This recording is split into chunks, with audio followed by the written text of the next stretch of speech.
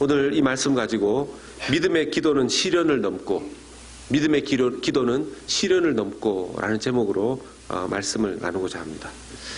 우리 옆에 분들하고 인사 한번 나누실까요? 믿음의 기도를 드리시는 오늘 밤이 되기를 바랍니다 하고 한번 인사 한번 나누십시다. 믿음의 기도를 드리십시다. 믿음의 기도를 드리십시다. 이 말씀이 쓰여졌던 그때 당시를 또 잠시 한번 돌아보면, 지난주에도 말씀을 드렸지만 그때 당시에 그 예수 믿는 사람들이 다, 많은 사람들 대부분 가난했다는 것입니다. 빈곤 속에 있었다는 것이죠. 여러분, 가난을 경험해 보신 분들이 계십니까? 어떤 분들은 금수저, 태어나면서부터 금숟가락 입에 물고 태어나신 분들도 있을 수 있으시겠죠. 태어나서 보니까 집은 너무 커서 화장실 잘못 다녀오면 길 잃을 것 같고, 아버지 어머니는 너무 많이 배우시고 또 좀 많으셔가지고 먹을 거 걱정 없이 사셨던 분들도 계실 수도 있습니다. 또 흙숟가락 입에 물고 태어나신 분도 있을 수 있죠. 태어났는데 여기가 어딘가, 누웠는데 하늘이 막 보이고.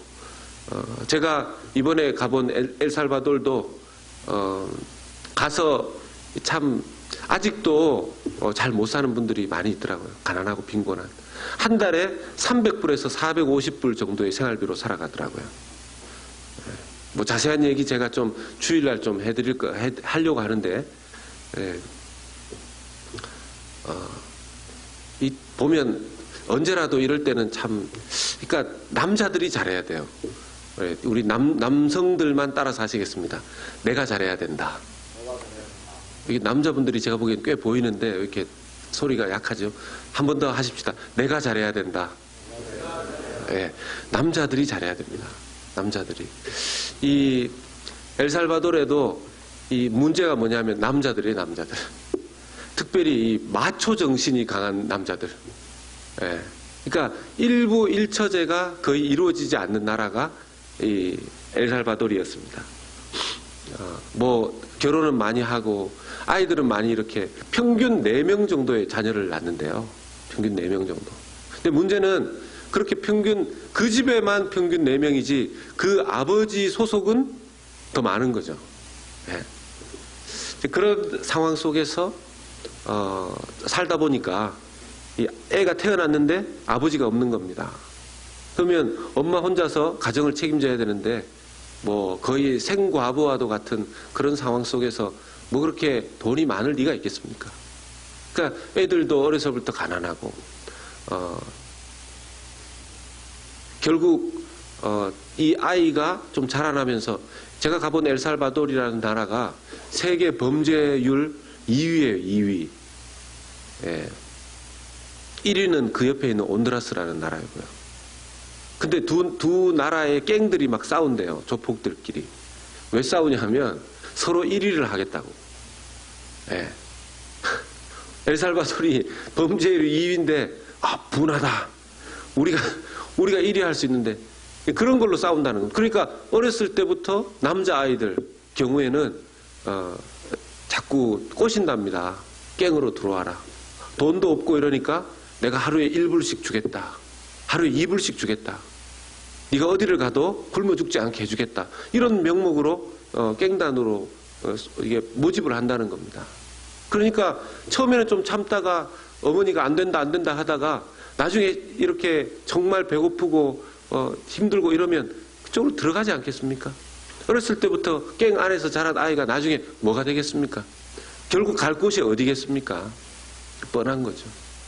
이건 지금 시대에 있는 일이지만 의인 야고보가, 이 야고보서를 쓴 의인 야고보가 예수를 처음 믿고 그때 흩어져 살았던 대부분의 그리스도인들이 다 그런 빈곤 상태에 있었다라는 것이죠. 한국의 옛날은 보릿고개다 이렇게 해서 쌀 없고 먹을 거 없고 이랬을 때 이렇게 풀 뜯어 먹고 이랬던 시절 얘기하면 애들이 웃죠. 그때 쌀이 없었다. 그래서 배가 고팠다. 이렇게 얘기하면 애들이 쌀이 없으면 라면을 끓여 먹으면 되지. 왜 엄마하고 아빠는 왜 이렇게 생각이 없냐. 그때 그런 얘기를 하지 않습니까? 왜냐하면 이 친구들은, 이 어린애들은 경험을 해보지 못했지 않습니까? 어쩌면 지금 시대에 많은 사람들 중에서도 경험해보지 못한 사람들이 있을 수 있을 겁니다. 저도 뭐 그런 보릿고개 이런 거는 뭐 경험 못 해본 세대입니다. 겨우 저희 아버님이 정말 싫어하시는 음식 중에 이 수제비입니다. 수제비. 예. 그리고 저는 어렸을 때 많이 먹었던 게 뭐냐 하면 이 콩나물죽. 예. 뭐 간간히 그 콩나물과 김치 대충 넣고 그 밥으로 이렇게 해서 끓여서 나온 그런 것들 자주 먹었던 그런 기억은 있습니다. 그런데 뭐 저보다 훨씬 어른 되시는 분들은, 더 윗대 분들은 뭐 그것조차도 아주 고급 음식이다 이렇게 생각하시는 분들도 계시죠. 그렇게 배고팠던 그 시절이 한국에만 있었던 것이 아니라 예수님을 처음 믿고 흩어져서 살았던 크리스찬들의 삶 속에 있었다라는 것입니다.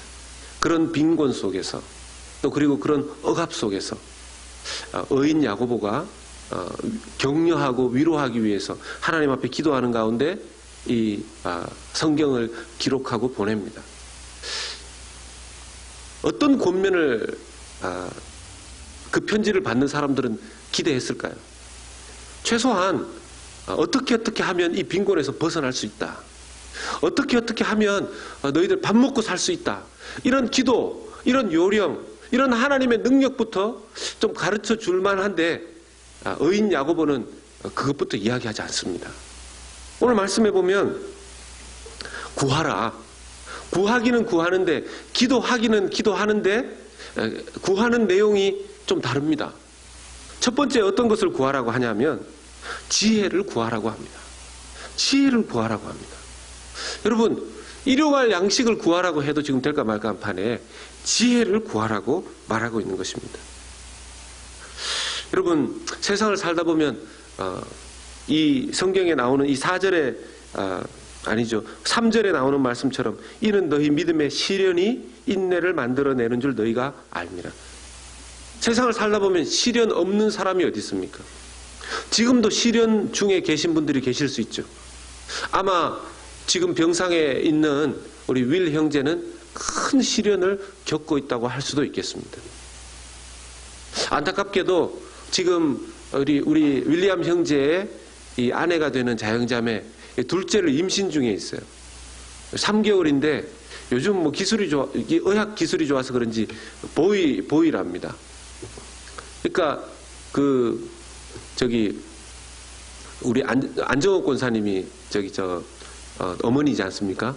안 권사님이 하신 얘기가 은근히 그거를 딸을 이렇게 손녀를 기대했는데 그 집에도 참 딸이 귀하대. 요즘 어디를 가도 딸이 귀한 시대인 것 같습니다. 이렇게 저처럼 남자 아이들이 뭐 값이 좀 떨어지는 그런 때가 됐는 것 같은데, 정말 그 가족에게는 청천벽력 같은 그런 시련이 월요일날 일어난 거 아니겠습니까? 그런 그들에게 하나님께서 첫 번째로 권면하실 때 여러 가지 기도가 있겠지만 그 기도 속에 이 시련을 극복하기 위해서 지혜를 달라고 기도하라. 이렇게 어인 야고보는 권면하고 있을 것입니다.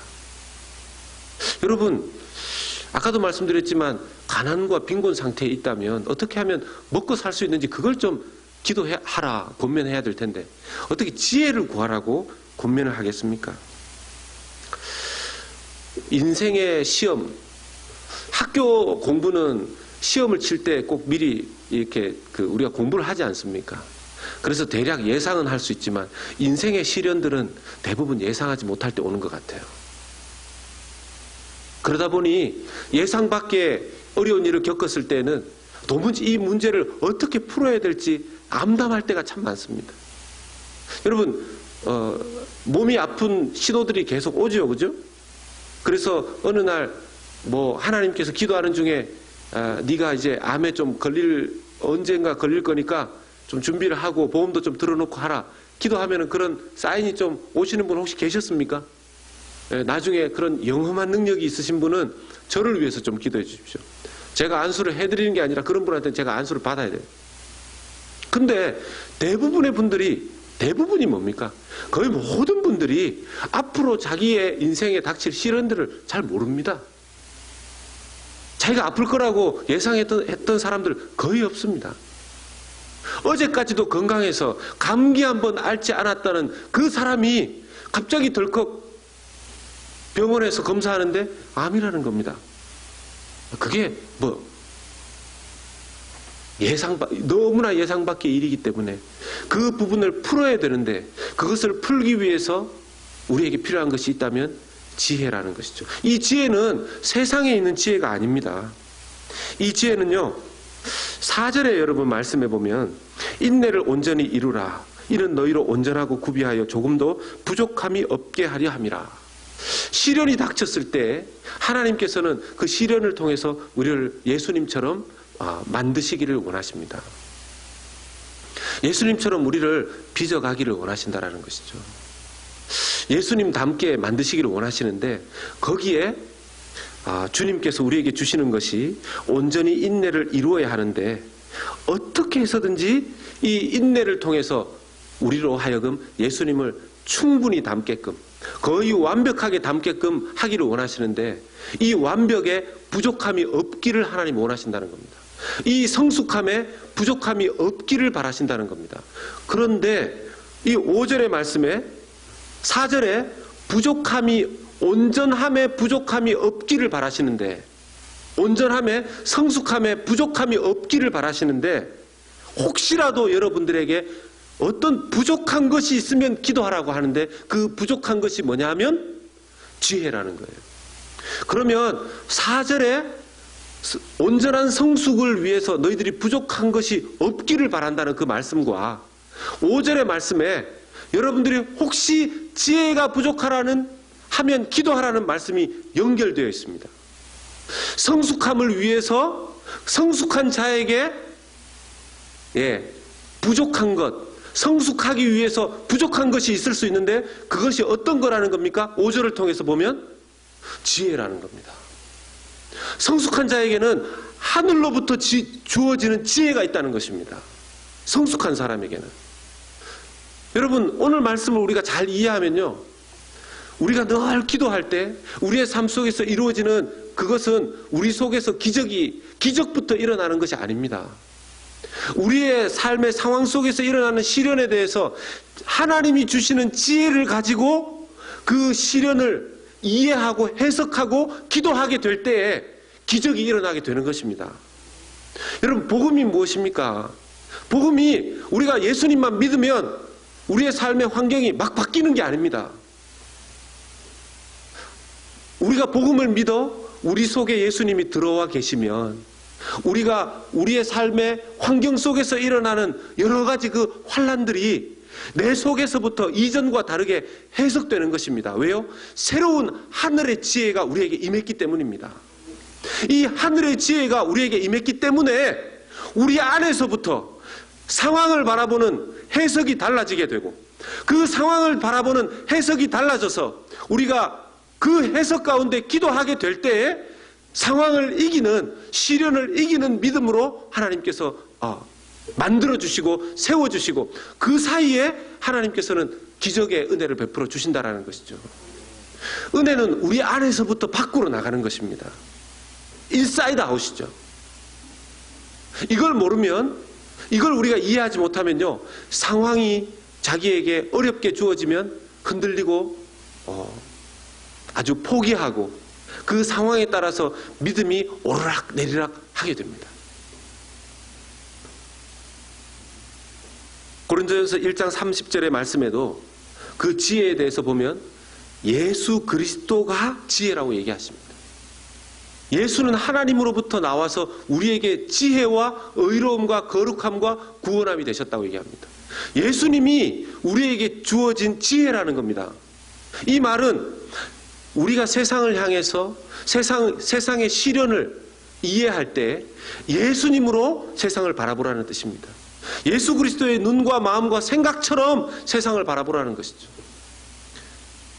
제가 월요일 날 엘살바도르에서 참 그런 나라에 가보니까 좋은 게 인터넷도 밖에서는 잘 안 되고 전화도 안 터지니까 처음에는 좋았어요. 근데 이제 숙소에 돌아오면 겨우 그래도 거기는 인터넷이 되는 곳이라서 열었는데 갑자기 그런 소식이 뜬 겁니다.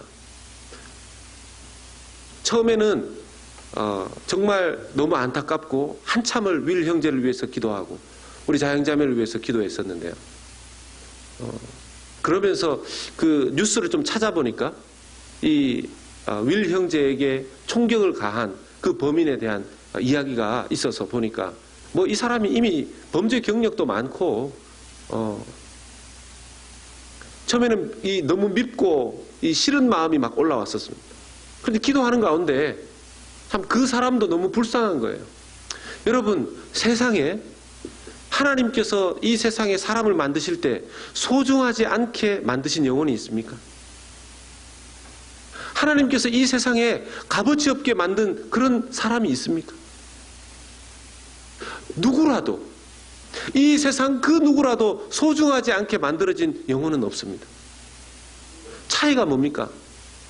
누군가는 태어나서 자기가 그렇게 소중하게 만들어진 그런 존재라는 것을 알고 자기를 정말 소중하게 여기고 그 소중함 속에서 남들도 소중하게 여기며 살아가는 그런 축복된 인생을 사는 사람이 있는가 하면, 그렇게 하나님께서 소중하게 만들어 주셨음에도 불구하고 소중함을 전혀 알지 못한 채로 자기도 소중히 여기지 않고 남들의 인생도 귀중히 여기지 않아서 결국 뭡니까? 남도 그렇게 남의 목숨을 파리 목숨처럼 그렇게 쉽게 그렇게 꺼트리는 그런 어처구니 없는 모습을, 그리고 결국 자기도 자기의 소중한 인생 그렇게 끝장내버린 거 아니겠습니까? 너무 안타까운 거죠.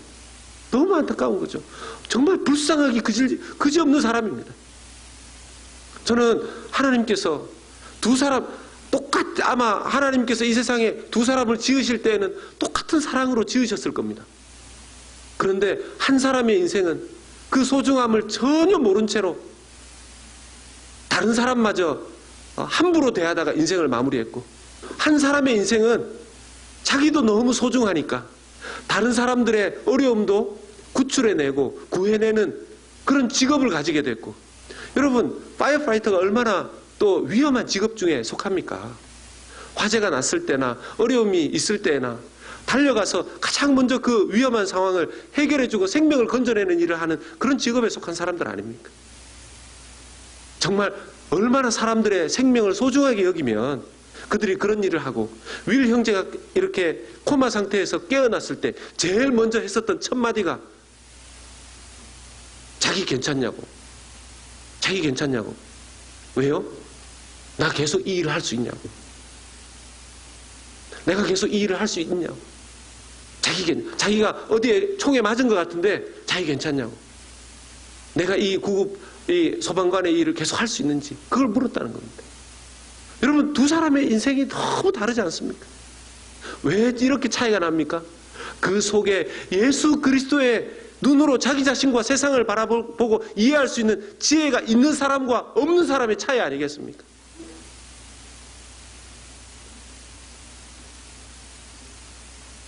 야고보서 3장 17절의 말씀에도 위로부터 난 지혜는 첫째 성결하고 다음은 화평하고 관용하고 양순하다 그랬습니다. 결국 의인 야고보가 그 당시에 흩어져 있었던 디아스포라 유대인들을 향해서 했던 그 기도, 여러분 이걸 기도하십시오. 지혜를 기도하십시오. 예수님의 지혜가 여러분들 속에 있기를 기도하십시오. 예수님의 그 지혜는 하늘로부터 온 지혜였고, 그 지혜를 가지고 살아갈 때 성결하고 거룩해지고 사람들과 화평을 이루고 하나 될 수 있게 하는 그런 지혜가 여러분들에게 있게 될 것이다, 이렇게 권면하는 것입니다. 사랑하는 여러분, 이 지혜가 여러분들에게 있으시기를 축복합니다. 이 지혜로, 이 예수님의 지혜로 모든 시련들을 해석하실 수 있는 성숙하신 여러분들 되시기를 예수님의 이름으로 권면하고 축복합니다. 너무너무 중요합니다. 똑같은 사건을 바라보는 시각이 너무너무 다른 겁니다. 너무너무 다른 겁니다. 어떤 사람은 가난 속에서도 이 지혜를 가지고 있기 때문에 자기의 인생이 너무 소중하고, 자기를 부르신 하나님이 너무 소중하고, 자기가 지금 밥을 못 먹고 있다 할지라도 자기가 복음을 가지고 있다는 것이 너무 중요하기 때문에, 그런 지혜를 자기가 가지고 있기 때문에 힘들고 어려운 중에서도 복음을 전하려고 하고 사랑을 나누려고 하는 그런 삶을 살아간다라는 것입니다. 그때 사람들이 저 사람의 인생에 저 사람이 가지고 있는 지혜는 무엇인가를 새롭게 눈뜨고 보게 된다는 것이죠. 저 사람 속에 있는 생각은 도대체 무엇이길래? 여러분, 이것은 많이 배운다고 오는 지혜가 아닙니다. 초등학교밖에 못 나왔어도 이런 지혜는 특별하게 하나님으로부터 공급받게 되는 것입니다. 오늘 이 밤에 여러분들 기도하실 때 하나님 이 지혜를 주십시오. 이 해석을 주십시오. 우리의 자녀를 볼 때, 우리 한국 사람들은 자녀를 볼 때도 뭘로 자꾸 먹입니까? 성적으로 먹이죠. 성적으로. 네. 한국 사람에게 B는 배드의 약자랍니다. 네. 애가 B 받아오면 잘못된 거라고 B. 네. 걔가 어떻게 될지 우리가 그런 지혜로, 세상적인 지혜로 자녀를 키우면요, 걔는 자기의 소중함을 인격적인 그대로 받아들이는 것이 아니라 자기의 인생 안에서 성적으로 자기를 가치 있게 볼 것입니다. 그렇게 되면 자기보다 더 못한 성적에 있는 사람은 깔보게 될 것이고요, 자기보다 더 잘하는 성적을 가지고 있는 사람을 보면 질투하고 자기를 오히려 낮추게 될 것입니다. 여러분, 그것이 맞습니까? 물론 저에게도 이런 생각이 전혀 없는 것은 아니지만 우리가 이런 지혜로 세상을 바라보며 살아가는 것이 맞습니까? 이것이 복음에 입각한 삶 맞습니까? 아닙니다. 물론 성실하게 공부해서 그 나름대로의 그 자녀가 자기의 몫에 어떤 것을 감당해야 되겠죠. 근데 우리 속에 이 지혜는 하늘로부터 온 지혜가 아닐 수 있을 것입니다. 정말 조심해야 됩니다. 정말 조심해야 됩니다. J.B. 메이어라는 신학자요 목회자는 이렇게 얘기했습니다. 이 지혜는 한낱 관념적인 것이 아니라 신앙생활의 완전을 실현시키는 영적인 은혜다. 여러분, 이 헬라어로 지혜가 소피아입니다. 소피아. 이름도 소피아가 있죠. 혹시 영어 이름 소피아 있습니까? 제가 좀 지혜가 부족한 편인데 그렇다고 영어 이름을 소피아라고 짓기에는 또 좀 이렇게 성에 헷갈릴 수 있는 문제가 있어서. 여러분,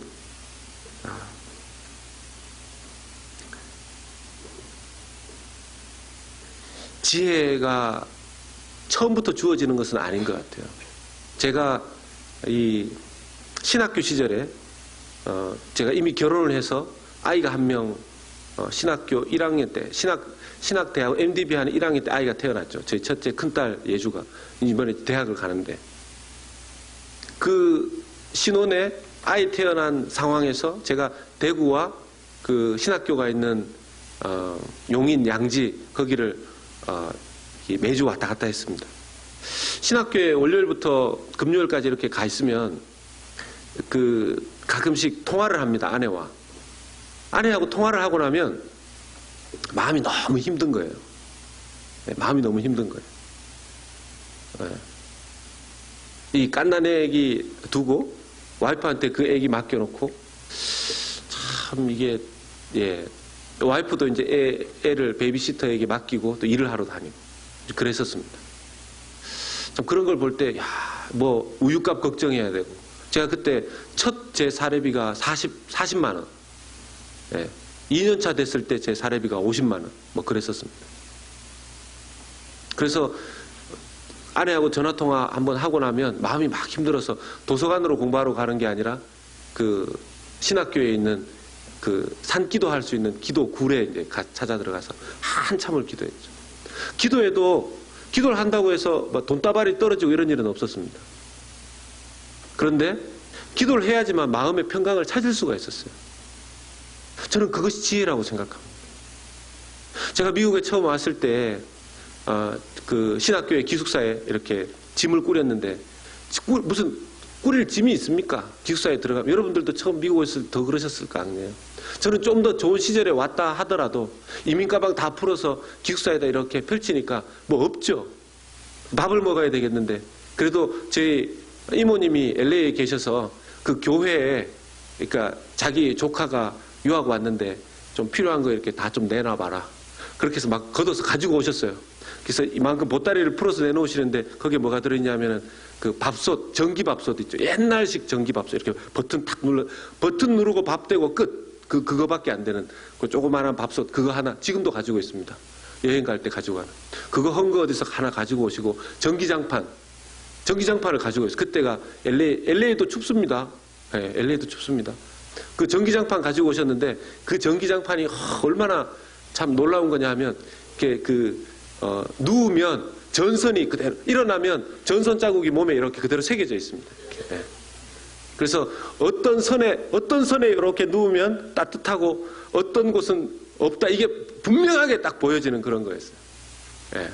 침대도 뭐 한참 있다 매트리스도 사야 됐었고 뭐 밥상도 없고 뭐 이러니까 이제 한인마켓에 가서 그 라면 한 박스 샀는 거 가지고 와서 이 라면 박스 엎어놓고 이제 밥 어쨌든 좀 해가지고 밑반찬 막 뭐 좀 주신 거 가지고서 먹고 제가 올 때는 푸른 꿈을 안고 왔는데 막상 박스 엎어놓고 그걸 먹고 있으니까 내가 제대로 기도를 하고 온 거 맞는가? 제가 그런 생각이 드는 거죠. 네. 어떻게 될지 뭐 앞이 안 보이는 겁니다. 여러분들도 처음 미국 오셨을 때 좀 많이 그러지 않으셨습니까? 그래서 특히 뭐 저같이 이제 신학하고 목회자들은 더 그런데 할 수 있는 게 기도밖에 없었습니다. 그래서 그냥 보통 일주일에 한 번 가정예배 드리던 거를 매일 가정예배 드렸어요. 매일 라면 박스 엎어놓고 매일 예배 드렸어요.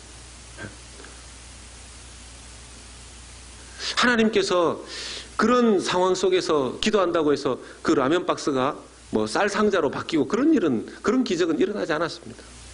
근데 매일 가족들이 함께 기도하는 가운데 하나님께서 마음의 평강을 주시고 하나님께 인생을 맡길 수 있는 믿음도 주시더라는 거죠.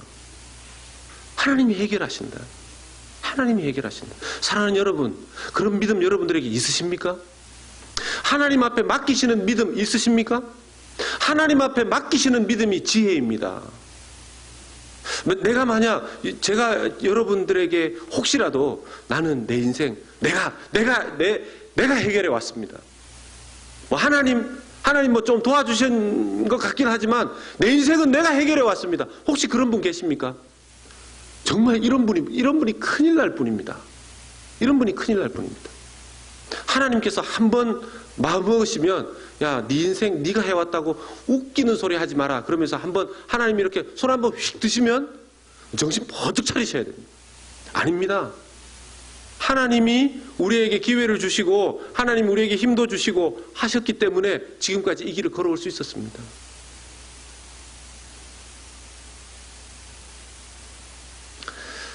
우리에게 이런 영적 지혜가 주어지기를 많이 기도하셔야 되는데요. 여러분 오늘 기도하실 때 두 가지를 기도하시게 되는데 첫 번째는 이런 지혜를 달라고 기도하십시오.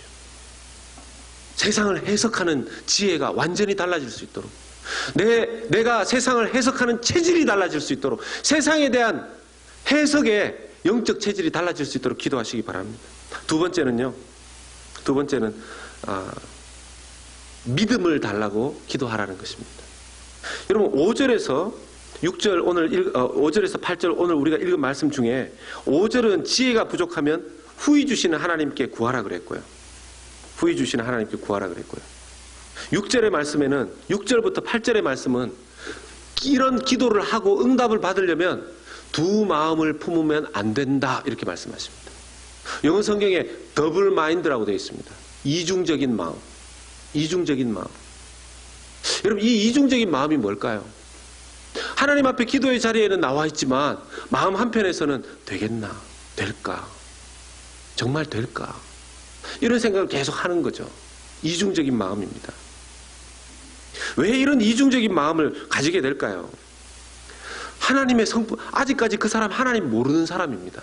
잘 모르는 거죠. 하나님을 제대로 믿고 있는 거 아닙니다. 하나님을 제대로 믿고 있지 않는 사람은 두 마음을 품습니다. 여러분 마태복음 25장 24절에서 27절 보면요, 이 달란트 비유가 나오는데 그 중에 마음이 굳은 사람, 두 마음을 품었던 사람의 이야기가 나옵니다. 마태복음 25장 24절의 말씀에 보면 한 달란트 받았던 자는 와서 이르되 주인이여 당신은 굳은 사람이라 심지 않은 데서 거두고 해치지 않은 데서 모으는 줄을 내가 알았으므로 이렇게 얘기합니다. 실제로 주인을 보고서 그 달란트를 준 주인을 향해서 당신은 굳은 사람입니다 이렇게 이야기하지만 실제로 굳은 사람은 누굽니까? 실제로 굳은 사람은 자기 자신 아닙니까? 실제로 굳은 사람은 자기 자신 아닙니까? 여러분, 마음이 굳어 있는 사람 하나님께 반응하지 않습니다. 왜요? 이게 더블 마인드입니다. 이중적인 마음이죠.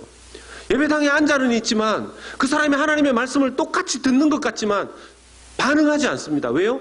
굳은 마음을 가지고 있기 때문에. 그 굳은 마음이 누구를 향한 굳은 마음입니까? 하나님을 향한 굳은 마음입니다. 내가 하나님 앞에 반응하면 뭐해? 내가 누구를 도운들 그게 무슨 소용이 있는가? 그래서 백날 말로 합니다. 여러분, 좀 안 좋은 말이지만 제가 들은 말 중에서 가장 이게 참 비꼬면서도 마음에 와닿은 말 중에 하나가 말로 떡을 지으면 떡을 지으면 온 조선이 먹고도 남는데요. 말로 떡을 지으면 말로는 수도 없이 하지만 행동으로는 하지 않는 겁니다. 제가 어떤 때 주일이든 금요일이든 수요일이든 이렇게 그 설교를 하고 나서 어떤 분들은요 즉각적으로 순종하시는 분, 반응하시는 분들이 계세요. 어려운 분에 대한 이야기를 기도하고 말씀드리면 어떻게 찾아오셔가지고 설쩍 이렇게 해서 목사님 어려운 사람 있으면 도와주십시오. 어려운 사람 있으면 도와주십시오. 그런 분들이 계세요. 그분의 마음이 하나님 앞에 온전하고 순전한 이유는 하나님을 향한 마음이 부드럽기 때문입니다. 하나님이 관대한 분이라는 걸 자기가 믿기 때문입니다. 하나님이 자기에게 후히 주셨다라는 것을 믿기 때문에 자기도 하나님이 원하실 때 관대하고 후하게 사람들과 세상을 향해서 나누어 줄 수 있는 것이죠. 여러분, 우리가 왜 굳은 자처럼 행동하는지 이제 아실 수 있으셔야 됩니다. 내가 남들에게 왜 관대하지 않은지, 내가 사람들에게 나누는 것이 왜 인색한지 알 수 있어야 합니다. 그 이유, 이중적인 마음이 우리에게 있기 때문입니다. 하나님을 향해 굳은 마음이 있기 때문입니다.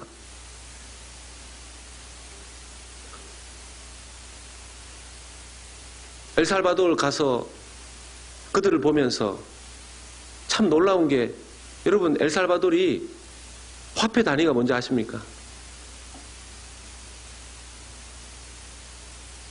네. 이렇게 집중해서 보시는 때가 또 있으신가? 네, 아시는 분들은 아실 텐데 달러입니다. 달러. 공용 화폐를 쓰고 있습니다. US 달러와 공용 화폐를. 그러니까 여러분, 일반적으로 이렇게 대략 정말 대부분의 사람들은 한 달에 300불, 400불로 사는데 이 달러로 쓰는데요. 가스값이 텍사스보다 더 비싸요. 원 갤런에 한 2불 90전, 3불씩 가까이 하는 겁니다.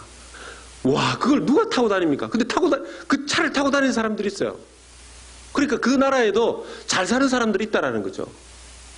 근데 여러분, 잘 사는 나라와 이렇게 좀 선진국과 아닌 나라의 차이를 좀 찾아보면 이 빈부의 격차가 너무 크다는 것을 우리가 알고 있지 않습니까? 신경 쓰지 않습니다. 정치인들 신경 쓰지 않습니다.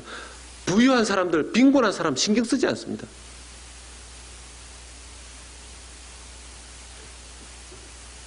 거기 가서 이렇게 그 또띠아, 여러분들과 제가 여기서 먹는 또띠아는 그냥 최고급 또띠아입니다. 최고.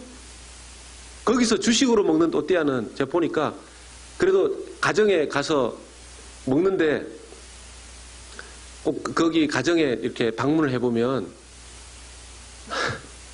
앉으라 그래요. 앉을 데도 없는데 앉으라 그래요. 그럼 어디든지 서로 막 이렇게 끼어서라도 빨리 앉아야 돼요.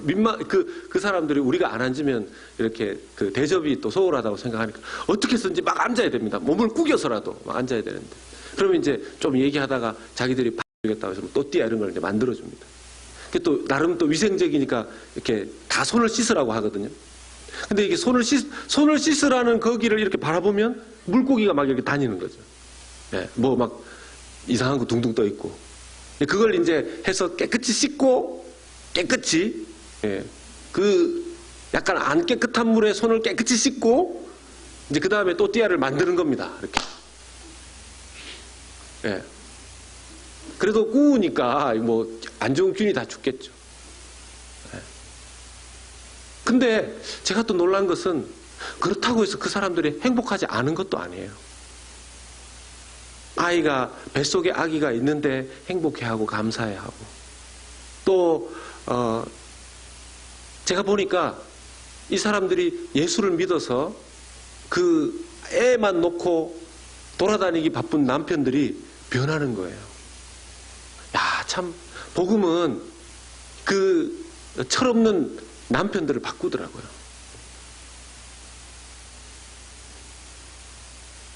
보통의 경우에 남편이 죄를 짓고 감옥에 들어가면 그 20살 때, 21살 때 애를 낳으니까 그 애를 데리고 떠나는 겁니다. 돈을 벌러 어디론가로. 근데 예수를 믿게 된 엄마들은 안 떠나는 거예요. 당신이 나올 때까지 기다리겠다. 그러니까 이 남편이 봤을 때는 이 여자가 제정신인가? 애들 중에서 물론 이제 엄마는 마음이 그렇지 않지만 애들이 교회에서 이렇게 잘 자란 애들은 엄마한테 이야기를 하는 거죠. 엄마가 떠나면, 우리가 떠나면 아빠는 나와서 어떻게 해? 아빠의 인생 뻔한 거 아니겠어요? 그 얘기를 듣고 또 안 떠나는 엄마와 아들이 있는 거죠. 딸이 있는 거죠. 제가 거기서 보는 것은 그 아이들이, 그 엄마들이, 그 남편들이 깨닫게 된 게 뭡니까? 그렇게 가난함에도 불구하고 하나님께서 그 가정에게 행복이라는 것을 후하게 주셨다라는 것을 이들이 깨닫게 되는 겁니다. 제가 갔는데 가서 저는 어떻게 이분들을 좀 섬겨야 되나, 이런 교회들은, 이런 나라는 어떻게 좀 제가 한 교회 담임 목사로서 어떻게 좀 섬겨야 되나 이런 생각을 하고 갔는데 오히려 섬김을 받고 왔어요. 너무 행복해하고 기도해 주는 겁니다. 사랑하는 여러분, 제가 보니까 우리가 선교를 이 자리에 앉아서 이 방구석에 앉아서 이렇게 선교하면 안 돼요. 정말 어려운 데 가봐야 됩니다. 그러면 뭐 하나 먹어도 너무 감사하게 먹을 수 있어요. 네. 정말 선교 현장에 가서 그들과 함께 지내보고 진정한 행복이 무엇인지 다시 한번 느끼고 돌아와야 되는 그런 시간들이 필요할 거라고 저는 생각이 듭니다.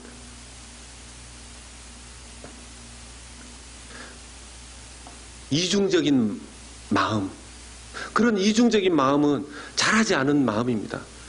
굳은 마음입니다. 돌짝밭처럼 딱딱하게 굳어버린 마음. 이유가 뭘까요? 하나님을 모르기 때문이고요. 하나님을 모르는 이유가 뭐겠습니까? 하나님의 말씀을 들은 적도 배우는 적도 없기 때문이죠. 저하고 제자훈련하는 어떤 집사님이 그러시더라고요. 옛날 같았으면은 셀폰 꺼내가지고 늘 그 셀폰으로 이렇게 뭐 찾아보고 요즘은 제자훈련 하다 보니까 숙제를 해야 돼서 그런지 셀폰으로 30분, 1시간, 10장, 20장 성경 읽으신대요. 왜 빨리 자기가 이런 습관을 들이지 않았는가 그런 얘기를 하시는 겁니다. 내 믿음이 자라지 않으면요, 하나님에 대한 눈도 열리지 않습니다. 사랑하는 여러분, 지금 하나님께 배우고 계십니까? 하나님 말씀 배우고 계십니까? 내 속에, 내 인사이드 안에 하나님 말씀 있습니까? 얼마씩 있습니까? 얼마만큼 하나님과 교제하십니까? 시간이 없다고요?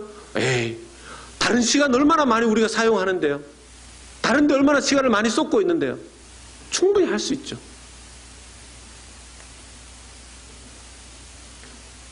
로마서 10장 17절의 말씀에 믿음은 들음에서 나고 들음은 그리스도의 말씀으로 말미암는다고 하지 않습니까? 사랑하는 여러분, 이런 마음이면 늘 흔들립니다. 이렇게 딱딱하고 굳은 마음이고 이중적인 마음이면 늘 흔들립니다.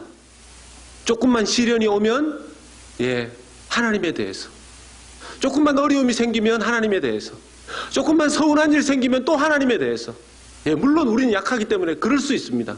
그래서 야고보 사도가 아니죠. 의인 야고보가 이렇게 고민하는 거 아닙니까? 구하십시오. 말을 바꾸면 기도하십시오. 늘 기도의 자리에 나오시는 여러분들 축복하고 칭찬합니다. 주님의 이름으로. 사랑하는 여러분, 이렇게 기도의 자리에 나오시는 이유는 여러분들이 약하고 하나님 강하시다는 것을 믿기 때문에 나오시는 거죠.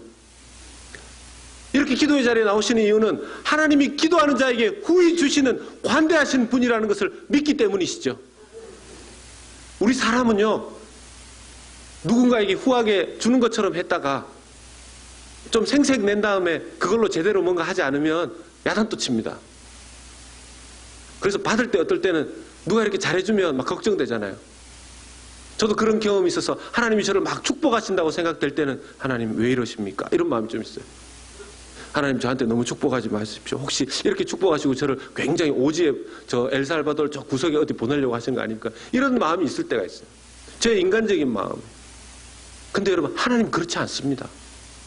하나님 그렇지 않으신 것을 여러분 경험하지 않으셨습니까? 오늘 이 밤에 함께 기도하실 때 주님, 후히 주시되 꾸짖지 아니하시는 주님께서 예수님의 그 지혜를 우리에게 주십시오.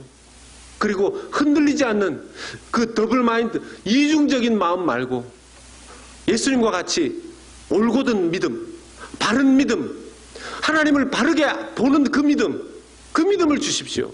견고한 믿음 주십시오. 믿어버리면 의심하지 않는, 시련이 왔지만, 시련 왔어요?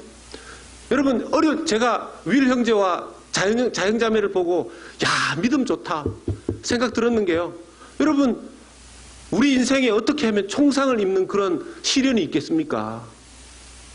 그런데 지금 뱃속에 아기까지 있는데, 그리고 신앙생활을 얼마나 열심히 한 젊은 커플이 얼마나 신앙생활을 열심히 했습니까?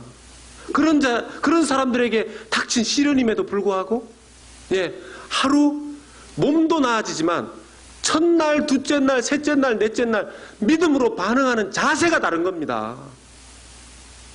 그 어떻게 가능할까요? 믿어버리니까. 여러분, 저와 여러분들의 인생에 정말 어려운 일이 생겼다고 치십시다. 진짜 어려운 일이 생겼다고 치십시다. 정말 스트레스 받고 이 입을 열면 입에서 불이 막 쫙 나와서 앞을 다 태울 정도의 그런 불이 막 난다고 치십시다.